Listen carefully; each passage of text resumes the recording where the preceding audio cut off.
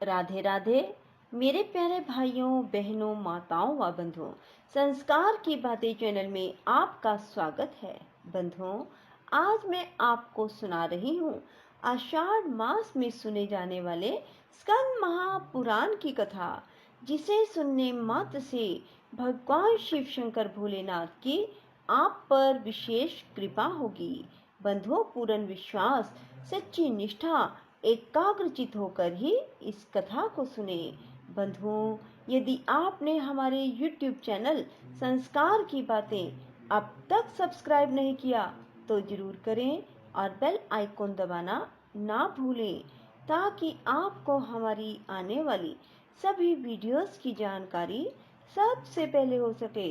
बंधुओं, कथा को पूरी सुनने के बाद कमेंट बॉक्स में हर हर महादेव जरूर लिखें। बोलो शिव शंकर भोलेनाथ की जय हो। लोमश जी कहते हैं, इसी बीच में दैत्यों ने पाताल निवासी राजा बलि के पास आकर इंद्र की सारी चेष्टाएं कह सुनाई। उनकी यह बात सुनकर उदार बुद्धि वाले विरोचन पुत्र बलि ने शुक्राचार्य से पूछा, भगवान, इंद्र किस प्रकार हमारे अधीन हो सकते हैं? शुक्राचार्य ने उत्तर दिया, दैत्यराज, तुम विश्वविद नामक यज्ञ करो। यज्ञ के बिना कार्य सिद्ध नहीं होगा, ऐसा ही करूंगा। यूं कहकर उनकी आज्ञा शिरोधार्य करने के पश्चात दैत्यराज बलि ने यज्ञ करने का विचार किया। बलि का हृदय बड़ा उदार था। उन्होंने यज्ञ के लिए जो जो पदार्थ आवश्यक थे उन सब का प्रयत्न पूर्वक संग्रह किया। महामना शुक्र ने वह महायज्ञ आरंभ कराया। यज्ञ की दीक्षा लेकर राजा बलि ने अग्निदेव को हविष्य से तृप्त किया। विधि पूर्वक यज्ञ कर्म द्वारा जब अग्निदेव को आहुति दी जा रही थी, उसी समय अग्नि में से बड़ा ही अद्भुत रथ प्रकट हुआ। उसमें 4 घोड़े जुते हुए थे, अनेक ध्वजा फहरा रहे थे। वह महान कांतिमान रथ भांति भांति के शस्त्रों से संयुक्त और अनेक अनेक अस्त्रों से अलंकृत था। रथ प्रकट होने के पश्चात शुक्राचार्य की आज्ञा लेकर बलि ने अवभृत स्नान किया। फिर उस रथ की पूजा करके राजा बलि उस पर आरूढ़ हुए और दैत्यों की सेना साथ लेकर इंद्र से युद्ध करने के लिए तत्काल ही स्वर्ग लोक में जा पहुंचे। देवपुरी को दैत्यों द्वारा घिरी हुई देख वे श्रेष्ठ देवता बहुत देर तक परस्पर विचार करके बृहस्पति जी से बोले, महाभाग, अब हम क्या करें? दैत्यों के प्रधान प्रधान वीर युद्ध की इच्छा से यहाँ पहुँचे हैं। उनकी बात सुनकर बृहस्पति जी ने कहा, देवताओं, ये दैत्य लोग अभी अभी यज्ञ समाप्त करके शुक्राचार्य की आज्ञा लेकर यहाँ आए हैं।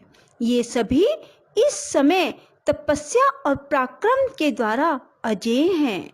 गुरु का यह वचन सुनकर संपूर्ण देवता लज्जित हो गए। इंद्र की भी बुद्धि काम नहीं दे रही थी।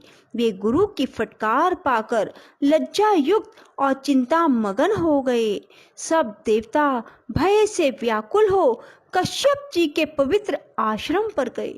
वहां उन सब ने माता अदिति से दैत्यों की सारी चेष्टाएं कह सुनाई।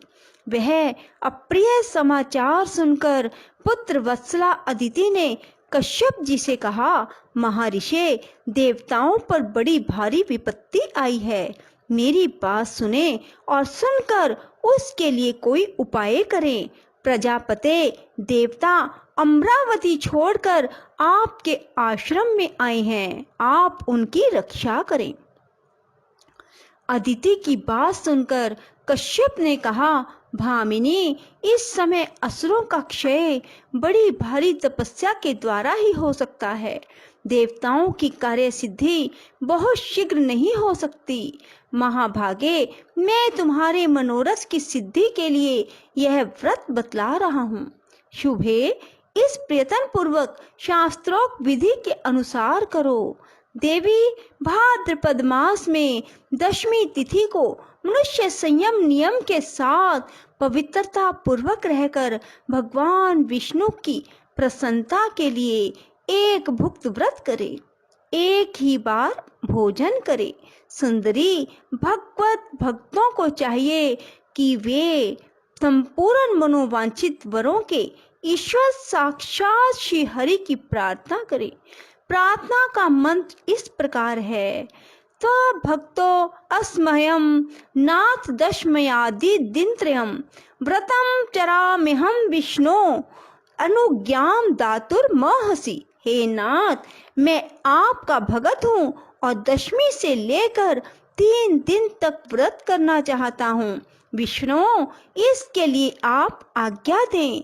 इसी मंत्र से जगदीश्वर श्री हरि की प्रार्थना करनी चाहिए।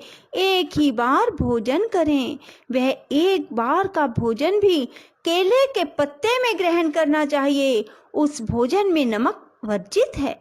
व्रती पुरुष एकादशी तिथि को यत्न पूर्वक उपवास करे और रात्रि काल में विशेष चेष्टा करके जागता रहे। फिर द्वादशी तिथि में विधि पूर्वक भली भांति उत्तम ब्राह्मणों को भोजन कराकर कुटुंबी जनों के साथ पारण करें। इस प्रकार 12 महीनों तक प्रति मास आलस्य छोड़कर इस व्रत का अनुष्ठान करें। वर्ष के अंत में पुनः भाद्रपद मास आने पर एकादशी को अपनी शक्ति के अनुसार सोने या चांदी की विष्णु प्रतिमा बनाकर उसे कलश पर स्थापित करें। उसी में यत्न पूर्वक भगवान विष्णु की पूजा करके व्रती पुरुष सब दोषों की शांति के लिए श्रवण नक्षत्र युक्त पाप नाशिनी द्वादशी तिथि को उपवास करे। महाभागे, इस प्रकार तुम कल्याणमय व्रत का अनुष्ठान करो।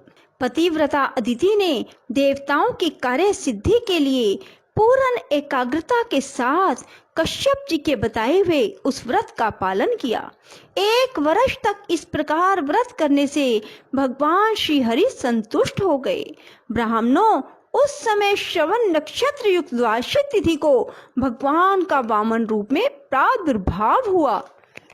वे ब्रह्मचारी बालक का रूप धारण करके परम शोभायमान दिखाई देते थे।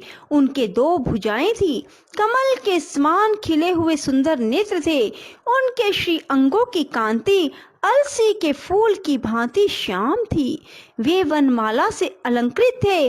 अदिति देवी पूजा के मध्य में ही भगवान का इस रूप में दर्शन पाकर आश्चर्यचकित हो उठी। उस समय उन्होंने कश्यप जी के साथ भगवान का इस प्रकार स्तवन किया: जो कारण के भी परम कारण है, उन विश्वात्मा विश्वशिष्टा तथा अजन्मा श्री हरि को नमस्कार है, नमस्कार है। अनंत रूप श्री हरि को नमस्कार है, नमस्कार है। जिनका परम धाम अनंत है, जो साक्षात परमात्म रूप है, उन भगवान को नमस्कार है। ये सच्चिदानंदमय परमात्म देव आप पर और अपर तथा ज्ञानमय सब के आत्मा है। आपको नमस्कार है। परावर आत्मन, आपका स्वरूप सबसे श्रेष्ठ है। आपका बोध कभी कुंठित नहीं होता। आपको बारंबार नमस्कार है। इस प्रकार अदिति द्वारा स्तुति की जाने पर देवताओं के पालक भगवान विष्णु देव माता अदिति से बोले: देवी, मैं तुम्हारी उत्कृष्ट तपस्या से संतुष्ट होकर इसी शरीर से देवताओं का कार्य सिद्ध करने के लिए प्रकट हुआ हूँ। भगवान का वचन सुनकर अदिति ने कहा: भगवान, महाबली असुरों ने देवताओं को परास्त कर दिया है। जनार्दन, अब सभी देवता आपकी शरण में आए हैं। आप उन शरणागतों की रक्षा करें। संतों के आश्रय तथा वैकुंठ धाम के स्वामी एकमात्र श्री हरि ने अदिति की बात सुनकर देवताओं और राजा बलि की चेष्टाएं जानकर मन ही मन विचार किया कि आज मुझे कौन सा कार्य करना चाहिए जिससे देवताओं को विजय प्राप्त हो और प्रधान दैत्यों को भी हार खानी पड़े। उधर बलि आदि असुरों को यह मालूम नहीं था कि देवता नाना प्रकार के रूप धारण करके स्वर्ग से निकलकर कश्यप जी के आश्रम पर चले गए हैं। उस समय दैत्यों ने अमरावतीपुरी की 4 दीवारी पर चढ़कर देवराज इंद्र को शीघ्र मारने की इच्छा से ज्यों ही उसके भीतर प्रवेश किया, त्यों ही उन्हें वह सारी नगरी सूनी दिखाई दी। तब शुक्राचार्य ने महाअभिषेक की विधि से असुरों द्वारा घिरे हुए राजा बलि को इंद्र के सिंहासन पर अभिषिक्त कर दिया। इस प्रकार स्वर्गलोक के राज्य पर प्रतिष्ठित हुए विरोचन कुमार बलि वहां की उत्तम विभूति के द्वारा महेंद्र से भी अधिक शोभायमान हुए। ऋषि, अप्सरा, गंधर्व, किन्नर, नाग, असुर समुदाय इंद्र की ही भांति उनकी सेवा करने लगे। संपूर्ण प्राणियों में दान की दृष्टि से राजा बलि ही सबसे बढ़कर दाता है। याचक जिन जिन कामनाओं को प्राप्त करने की इच्छा करते, दानवराज बलि संपूर्ण याचकों को वही वही वस्तु प्रदान करते। शौनक जी ने पूछा, महाभागसूत जी, देवराज इंद्र तो स्वर्ग में रहकर कभी दान नहीं देते हैं, राजा बलि कैसे दाता हुए? यह सब यथार्थ रूप से बतलाइए। शेष अगले अध्याय में। राधे राधे, जय श्री कृष्णा। बंधुओं, यदि आपको हमारी वीडियो पसंद आए तो इसे लाइक करें और शेयर भी जरूर करें।